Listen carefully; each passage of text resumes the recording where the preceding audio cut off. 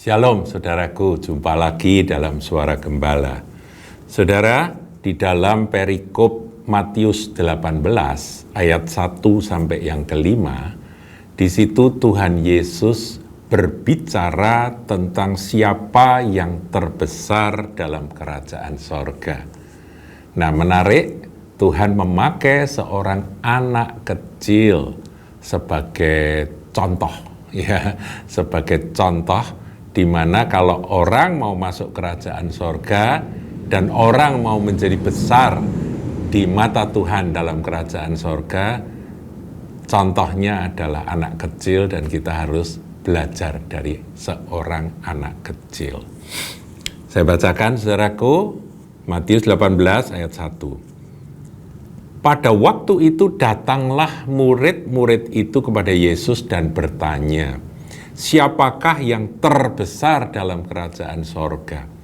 Jadi rupa-rupanya murid-murid Tuhan, meskipun mereka sudah kenal Tuhan Yesus, sudah mengenal akan kehidupan yang jauh lebih penting daripada yang sementara, yaitu kehidupan kekal, kerajaan yang bukan di dunia ini tapi kerajaan sorga, tetapi mereka ingin tahu nanti tingkatan-tingkatan di sorga, siapa pangkatnya ini, pangkatnya itu, siapa yang lebih tinggi tingkatnya di sorga dan sebagainya. Mereka ingin tahu.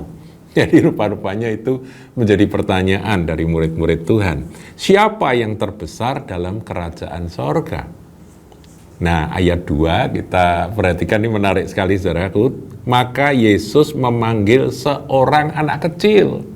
Entah itu umur berapa, saudaraku, mungkin umur 3 tahun gitu ya, mungkin 2 tahun, masih imut-imut, lucu begitu ya, dipanggil oleh Tuhan, lalu dipegang, saya kira diangkat oleh Tuhan, kemudian diletakkan, ditempatkan di tengah-tengah mereka, murid-murid yang bertanya itu.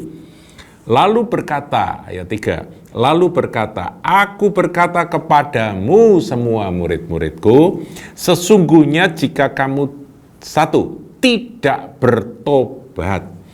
Jadi saudaraku, bertobat itu merupakan syarat utama.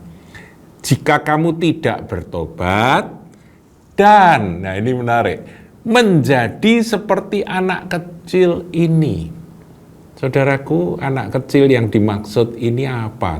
Oleh Tuhan kok sampai Tuhan kasih contoh anak kecil dan kamu kalau tidak bertobat dan menjadi seperti anak kecil ini.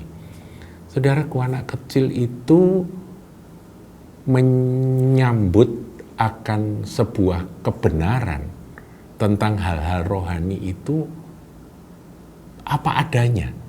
Polos sekali mereka itu mendengar, menerima, dan mempercayai tentang apa yang disampaikan. Saya masih ingat ketika saya kecil, saya mendengar akan cerita tentang sorga, apa saja yang disampaikan oleh ibu guru atau pak guru, itu saya terima dengan apa adanya, telan mentah-mentah. Nah, tentunya sangat berbahaya, saudaraku, kalau yang disampaikan itu bukan kebenaran. Ya, kalau kebenaran tentang kerajaan sorga disampaikan berasal dari apa yang diajarkan oleh Tuhan Yesus, nah, sekarang bagaimana sikap menerimanya?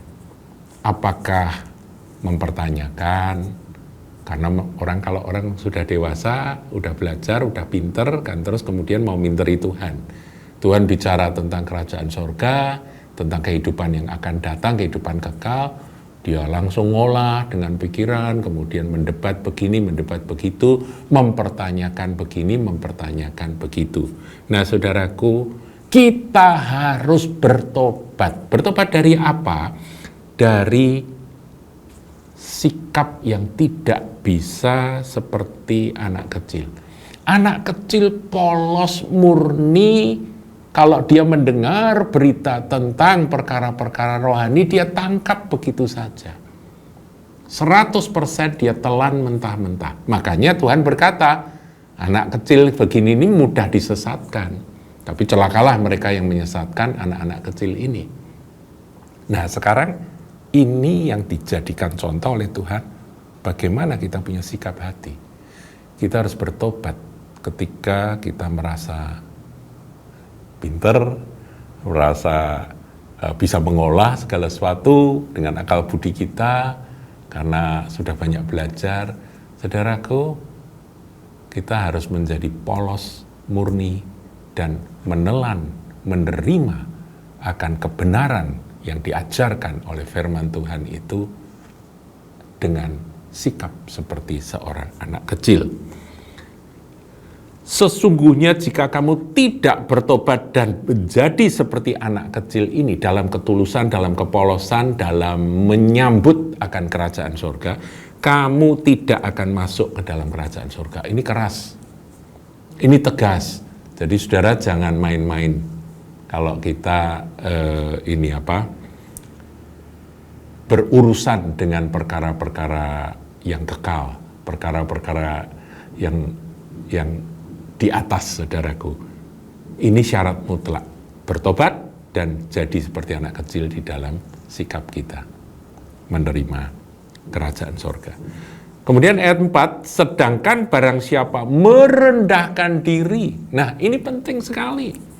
Menyambut kerajaan Allah, syarat utamanya adalah merendahkan diri. Orang sombong, orang congkak, orang yang merasa benar diri, orang yang merasa hebat, nggak ada tempat di dalam kerajaan surga. Merendahkan diri dan menjadi seperti anak kecil ini. Anak kecil itu kan saudaraku, kertas kosong ya. Kertas kosong, jadi diisi apa ya itu diterima. Dia tidak akan berbantah-bantah kalau anak kecil.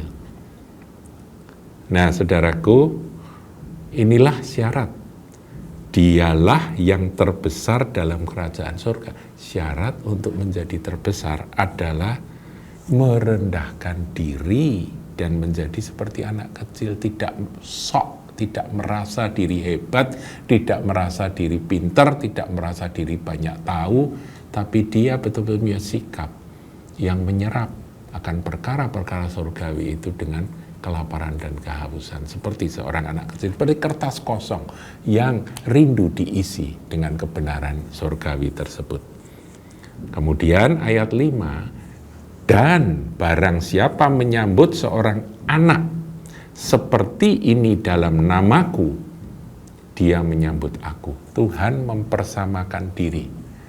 Orang-orang polos, orang-orang tulus, orang-orang yang seperti anak kecil ini dihargai oleh Tuhan. Dan kalau gereja Tuhan menyambut mereka, memperlakukan mereka dengan benar, maka sesungguhnya kita sedang menyambut Tuhan Yesus. Hatinya Tuhan ada pada orang-orang seperti itu. Mungkin usianya sudah dewasa, tapi hatinya tulus, hatinya murni. Dan dia percaya dengan bulat terhadap apa yang firman Tuhan ajarkan. Tuhan Yesus memberkati.